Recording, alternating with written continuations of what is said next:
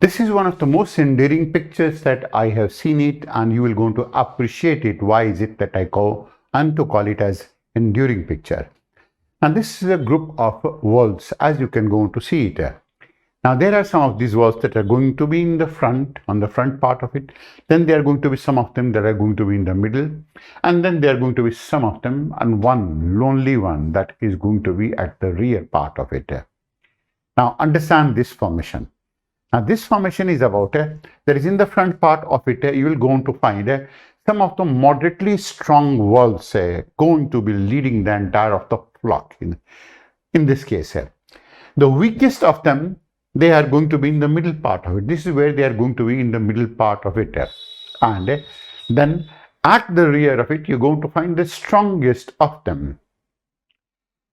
Now, the purpose of the strongest one being in the rear part of it is essentially to see that the entire of the flock, entire of the herd, entire of the group of wolves passes through and passes through easily. Now, the one wolf that is going to be in the rear end of it, it is he has taken or she has taken this responsibility of seeing everyone through, so that he can go on to take a look at it. That is the first group.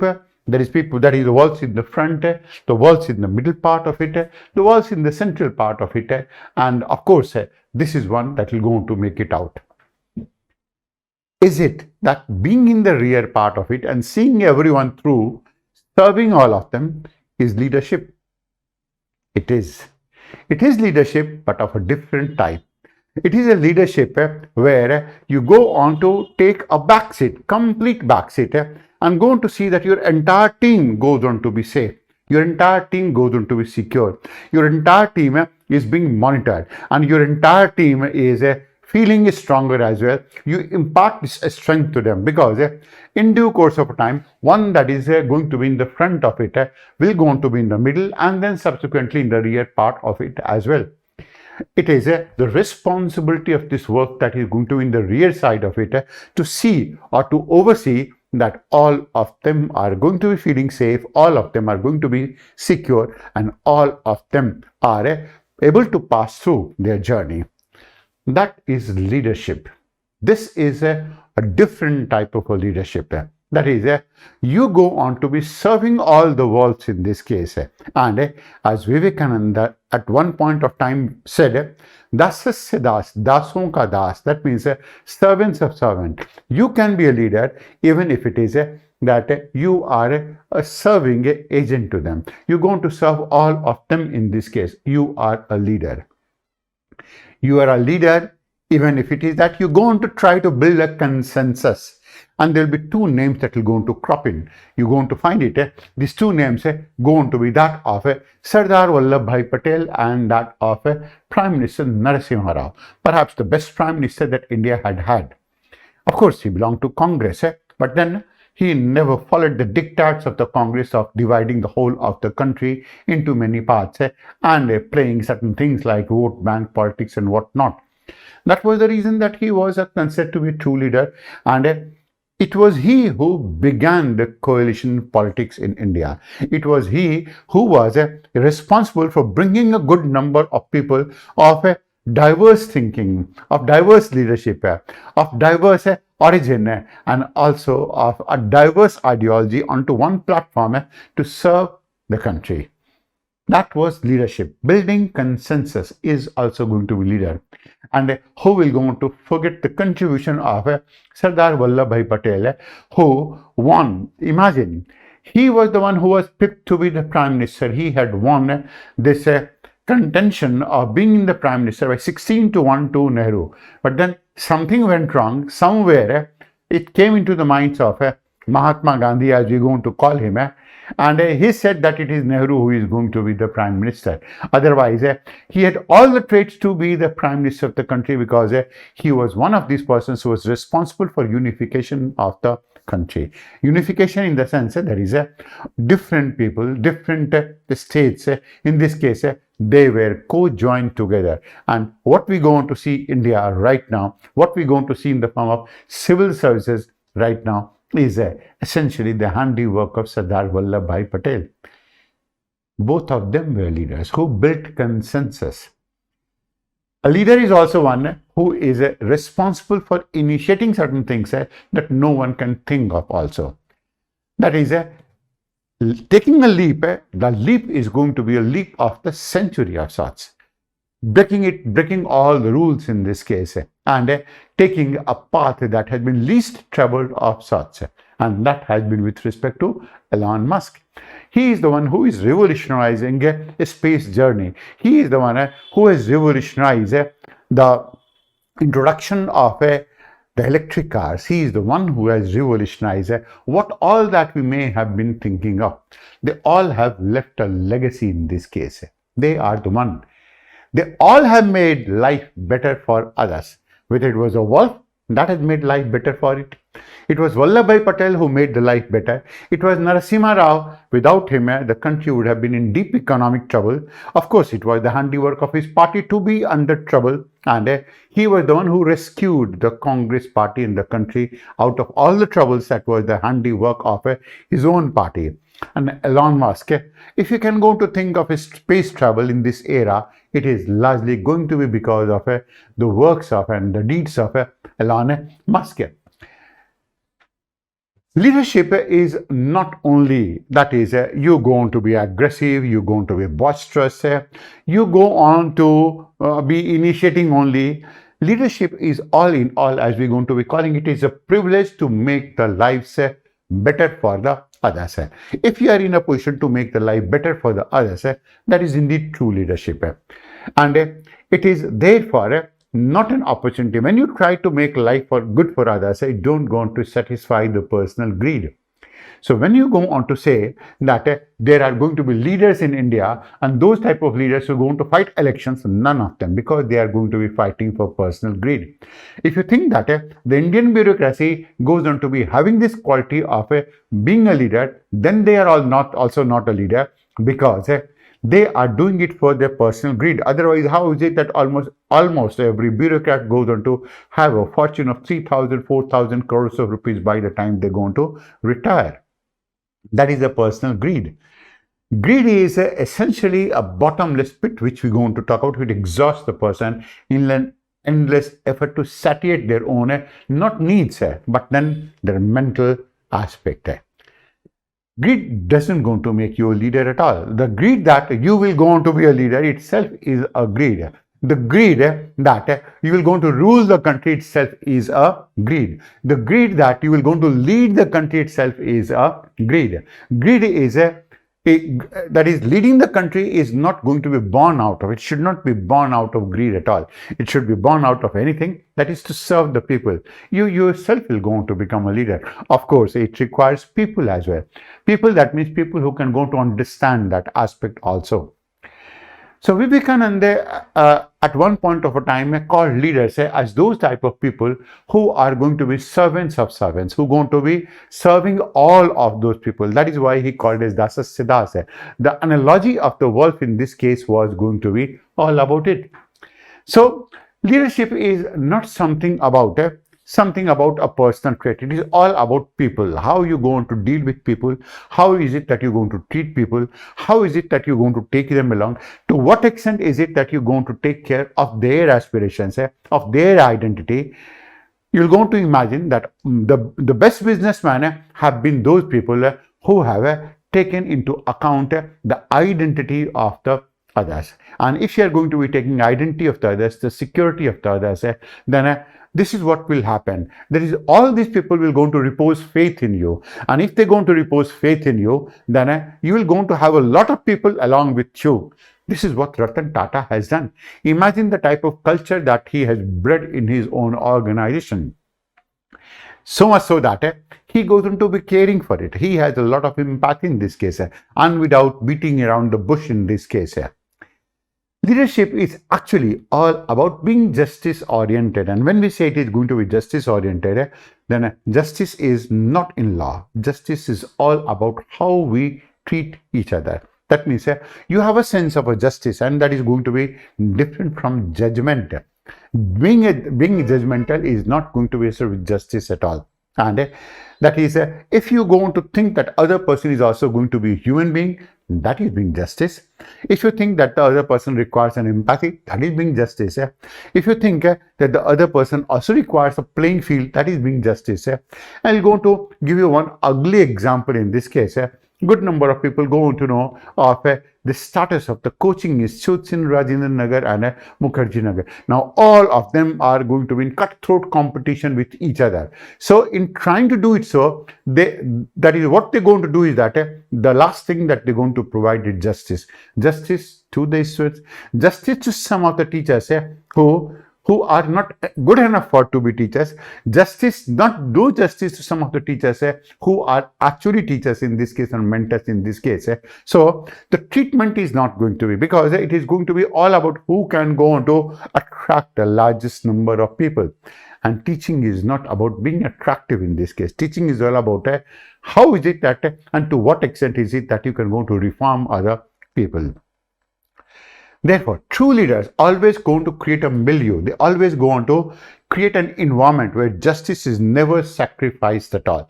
That means everyone goes on to feel by and large that is going to be contented. And this is one of the reasons that we go on to understand and see that one person who provided justice in the best possible manner has been मर्यादा पुरुषोत्तम राम. मर्यादा की रक्षा करने वाले पुरुषों में सबसे उत्तम, that is how we going to be calling it, that is Ram. And he was trying to be justifiable to the maximum period of a time. So he had a very good emotional differentiation, and that differentiation was he said that if I am going to be representing the people, and if it is that people going to see me, I cannot go to be a husband. So he said that Sita can go on to be part of she can be part of the masses, and that he has to follow it. He asked Sita to prove her innocence and other things. That was the basic context. Well, it may be blown out of proportion in and other things by some Marxist people and by some anti-nationalists in this case. And we are not saying that is going to be incorrect or correct. What we are saying is that it was a context under which it was justifiable. In another context, it was not. Being a husband, it was the most illogical thing to have done. But then, when you're going to consider yourself as a husband, leave the entire of the empire and go on to become only a husband. Now that is why you're going to be talking about choices in this case, and that is why we're going to be talking about justice also in the same mold of sorts. So leadership is about being civilized. Civilized, that means you respect your environment, you respect the physical, natural, social and psychological conditions surround you. And because you're going to respect it, you're going to respect your environment, you're going to respect the physical conditions, you're going to respect the natural conditions. You are civilized and you follow a civilization, and this is a condition that is very, very ripe for building social capital. And when we say that is going to be very ripe for the purpose of building social capital, we actually going to say that is a greater the number of people that you have with you, the more powerful you will be. As you're going to say in Hindi, that is a ताकत लोगों को जोड़ने से ही बढ़ती है, तोड़ने से नहीं बढ़ती. This is how exactly that you're going to say in Hindi. That is, when you're going to co-join good number of people, only then you're going to grow in a strength, not by breaking the people. And you will going to find that is good businesses, good business houses, good businessmen, they will always go on to co-join people. So, as we say, if leadership is going to be all about people, then humanity is the greatest trait of a leader. Because it is only the language of humanity that some of these leaders can go to understand. But even if it is that you're going to be following humanity, there is a distinct possibility that the person to whom you have been human, he may have gone on to become the most inhuman to you. That is a possibility. He may go to stab you in the back as well, and that is a possibility. Now, that doesn't go to reflect anything on you. It reflects only on those people who have been of that type of sorts in this case. Now, when we say that is a great leader is the one that you go on to take you together. But a great leader also believes in you when you don't have a chance and no one believes in you. Even a great leader is one who is always going to be under some amount of a trouble, but he will not go on to allow you to be under trouble at all. It helps you even when struggling with his own problems. And this is what exactly leadership is. Leadership is all about leading, not always from the front, not always from behind, not always taking the people along. It is only about leading. It is only about showing a path. A true leader is actually a true teacher.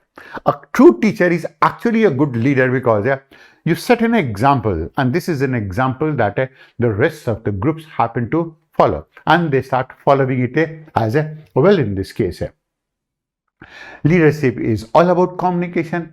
Also, when we say that leadership is about communication, it is about that is how is it that you're going to convey that.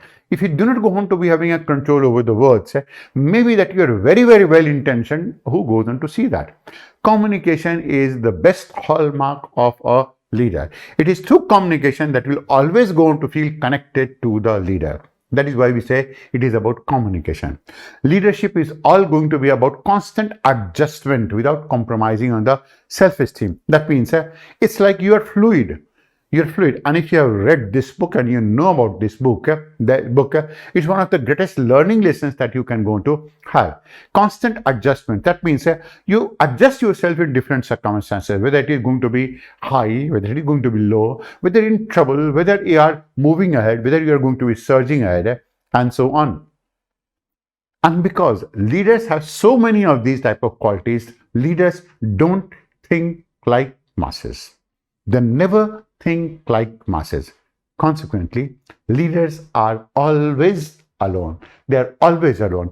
And when we say that leaders are always going to be alone, it means that they are at the top. There is no one like a leader at all. And that is why leaders are always alone. Alone in the sense that no one can understand them. They are sometimes one of the most hated person in that condition and that region also. There are also some of those type of people who are one of the most abhorred as well, because they think differently, they talk differently, they act differently, they implement differently, they visualize differently, and that doesn't go to gel up with the masses at all.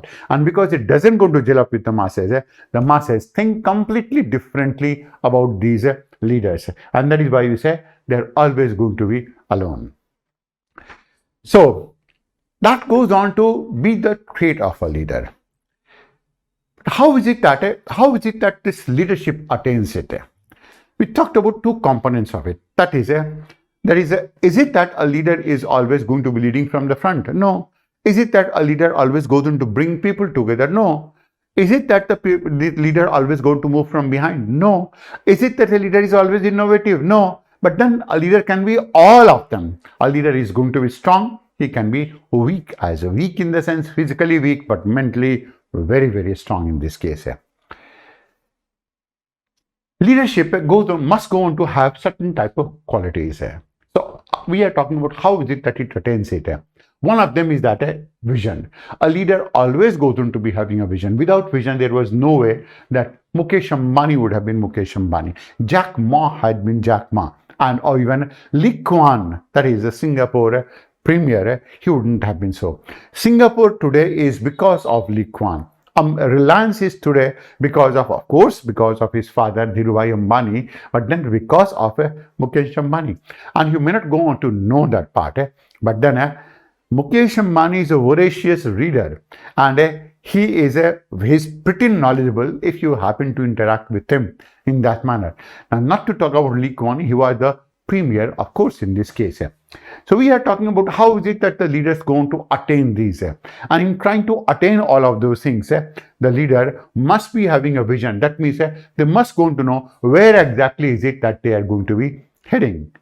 A leader must be in a position to travel an unexpected path. That means untraveled path. Now it's like when you go on to travel towards an expected path, what happens in this case? That is, that path is already made, already someone has made that path, and it is only on that path that you're going to travel, that you're going to move, and so on and so forth. We are going to be talking about traveling an unexpected path. That means that you always go on to create a path for yourself. It's like let's say you happen to be moving towards a jungle and you know that you can go to find a new way. So you're going to clear the forest area and going to find a new path. Now you'll be the first person to be traveling on that path. not the last person. Whereas the rest of the people will start traveling on it at the second, third time. Now, this is what exactly has been done by Elon Musk. Elon Musk has created a niche. He has traveled a path, let's say, of electric cars, and then a good number of people are moving on that path right now. That is a leadership trait. So, Elon Musk was an innovator. He was an innovator. Because he was an innovator, he was a leader. He has been a leader. He had the courage. To be innovating means it requires a lot of courage.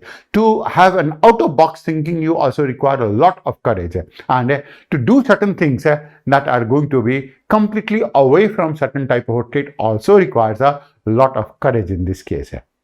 So leadership is going to be about courage. Leadership is going to be about innovation. Leadership is going to be about vision. Leadership is also going to be all about how is it that you're going to manage. How exactly is it that you're going to manage failure? How is it that you're going to manage success? A good number of people may not going to know that part. And we are not going to be seeing Shri Amitabh Bachchan from the veils of anyone's hatred in this case based on certain type of perception, but then he initiated a process. He initiated a new venture, and he lost everything. And imagine, in 1995-96, he lost more than 500 crore rupees. He was left with almost nothing at all, and that he came out of it, and then he came out of it maintaining all his dignity, and he has actually maintained his dignity to the maximum possible extent. Perceptions apart, we are not going to be talking about it, and no one can go to prove a lot of things also in this case. Leaders always going to be having certain type of management that we are going to be mobility in management. That means transference of action. That means they act. It's not that they only going to think and become a martyr thinking. They work with integrity and also succeed with integrity. Integrity and honesty goes on to become synonymous to them. Imagine President Abul Kalam. Honesty in India is almost synonymous to him with President Kalam. And he has been one of them. He had passed a life that was almost without a blemish. You're going to pick up ISRO chairman K. Sivan, that is, it has always been without blemish. And you'll always going to pick up someone like Nambiar as well, who had been jailed and so on. What not happened to derail India's cryogenic engine program, and you will understand that has also been without any blemish at all. So that is, integrity is the hallmark of it. Now, good number of people of the present generation, they don't go on to think about integrity because they try to substitute intelligence with cunningness. That means they think that being intelligent means being cunning. But of course, that when you're going to do that, you're never going to build the trust of the people in this case at all. And because you are not in a position to build the trust, consequently, what happens? That is, everything goes on to fall apart in this case. Other is, of course, a leader is one who goes on to admits mistakes. Imagine President Bill Clinton. In the wake of a controversy that was surrounding him and his office intern, Monica Lewinsky, he admitted that, see, it's my mistake. I'm the President of the United States and I must go on to admit mistake. And that was a mistake that was made. And it was human. It had nothing to do with being the President of the United States. He did admit a mistake in this case. You're going to find that the greatest of the leaders will go on to always admit mistake. You're always going to imagine that when President Kalam was in ISRO, then his immediate superior at that point, Satish Dhawan and so on, that is, it may have been one of these rockets failed, and it may have been because of President Kalam, because he was the one who was in the charge of it. And of course, he went on to become president later on. But then the entire blame was picked up by the leader. That is, it is because of me that the whole thing has failed, not because of anyone else.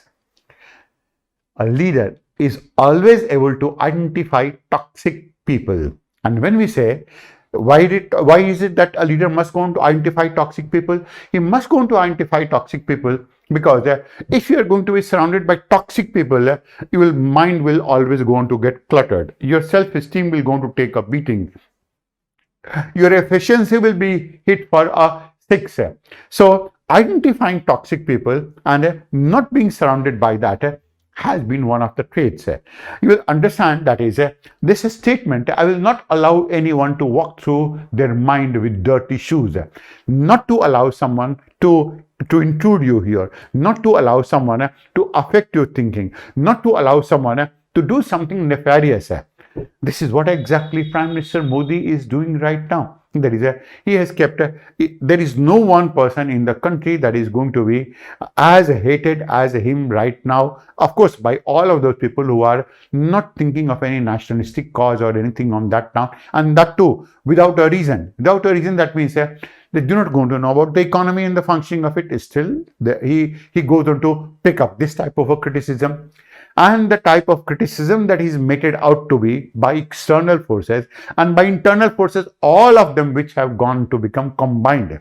And that is phenomenal. That is something to learn. That is, how is it that you can go to keep toxic people at bay? This is something that has been there. So, also, all of them is that is a leader must, we are going to be talking about, that is all of those leaders must go on to understand the talent of the people as well. And when we go on to talk about talent of the people, then we are going to be talking about preparing yourself for hardship. Hardship means that is a leader always goes on to pass through hardship, and this type of hardship can go on to be associated with really facing real tough times. Again, you can go to pick up some of these recent examples in this case. Take the case of Amitabh Bachchan, take the case of Prime Minister Modi. The amount of hardship that they have endured, it is unimaginable, simply unimaginable. Not to be in that place, not to be wanting to be in this place, but because they were trying to save some people, and it's an irony that the same people do not go to understand that they are being saved. But then that is how it is going to be. So leaders also going to understand the talent of the people. We are always going to be talking about talent, and this is why you know that this is a person who can go on to do these things. You can go to classify the task of the person in this case, in this part, and that is why we're going to say that is you believe that there is even more risk in hiding yourself and the true gifts from the world. That is why to hide it? I mean, why not going to portray it? It is a leader who goes on to identify that part, and that is what goes on to make you charisma. Any leader is one who is unable to understand the basic hallmarks of his personality, a very high degree of self-understanding in this case, and that is what exactly makes it a real good leader of sorts. So what prevents such type of leadership development all in all? How is it that such type of leadership can be prevented, and why is it that some people don't go on to become leaders at all? One of them is going to be ego. Now, ego and self-esteem are both of them different, and of course there is a complete series of it. You're going to find it within this type of a series itself, somewhere in this case on your channel itself, on the platform itself. Ego is when you go on to see yourself superior to the others, and you try to see yourself superior by putting someone down in this case. Self-esteem is you are always competing with yourself. Competing with yourself, that means that is you try to make yourself better. If you are suffering from ego, there is absolutely no possibility that people will go to flock around you. When you are suffering from ego, there is also no possibility whatsoever that you will not be arrogant. You are bound to be arrogant in this case. Now, there may be some people who are bound to be arrogant and who can go on to become arrogant, still they can go on to be leader, but then arrogance, it doesn't go on to help you build a social capital in this case. One of them is going to be ego. Ego will not go on to allow you to become a leader of sorts. Second is, even if it is that some people are able to camouflage that ego. Now, it depends on you. It's your quality. That is, if you are able to camouflage that, and you can go to make a lot of people fool. If you have such an exceptional quality that throughout your life you can go to make someone fool, then of course you are in it. So one of them is going to be ego. Second is going to be judgmental attitude. Judgmental attitude, that means you always go on to make an opinion about others based on perception. And when you start making an opinion about others without their consent, what happens? You don't require the second person at all. You don't require the second person also to suggest you. You don't require the second person also to correct you. You don't require second person also to make you learn something also. Because judgmental people are not learners at all. They don't learn at all. And this is largely because they're going to be having perception-based opinions. Opinion that is not based out of any type of a logic. It's like when you go for a business deal, you're going to ask it, what exactly is it that you want? Will it be comfortable? Will this be comfortable? Will that be comfortable? This is something that you can go on to do. And then when you have done that, supposing when you have done that, perception-based opinions, you have made it so, then it actually goes on to help you if you have taken their consent. Now, even then, you can go on to be at the receiving end possibly. But then you have to, no one has asked you not to take not to have your conservation in this case, not to preserve you and not to protect yourself. Why exactly is it to kill someone? You can go on to always have a protection of yourself. The fourth part in this case is people will go on to look for short-term gains. People who go on to look for short-term gains, let's say there is you go on to set out to take some work from someone, and then the moment that is going to be done, you're going to move to another, then to another, and you constantly keep on thinking like harming someone, in this case by fleecing them, by utilizing them, by using them. Now it is this type of a short-term gain that actually doesn't go on to help a good number of people, because in this internet age, when you start looking for such type of a short-term gain, then you always start creating a problem in a variety of ways in this manner. The fifth is there are some people who are always going to chase money and only money. Now, it is such a great folly. That is, people who are going to chase money, they're never going to chase vision. It is a saying that is, chase vision, money will automatically follow you. Chase a program, chase a plan, money will automatically going to follow you. But being trying for and looking for a short-term gain, this is something that doesn't happen. And another aspect that will not go on to help you be a leader at all is being cunning. And you think that intelligence is synonymous to being cunning. Intelligence is about stabbing someone. Intelligence is about using someone. Intelligence is about doing something nefarious to someone. Intelligence is about harming someone. Now that is all being cunning. Who has asked you to be cunning? Now, when you go on to become cunning, of course, your mind goes on to become completely cluttered, because you keep on constantly thinking about how exactly to harm a person, harm a situation, and to bring about a lot of nefarious aspects in this case. These are some of these aspects that will actually going to prevent leadership from developing also. Now, you will imagine and you will understand that leadership is not only going to be about leading from the front. Leadership can also go on to be leading from behind, and leaders are a completely different material altogether. But then, in order to acquire these type of characteristics, you need to develop certain type of traits.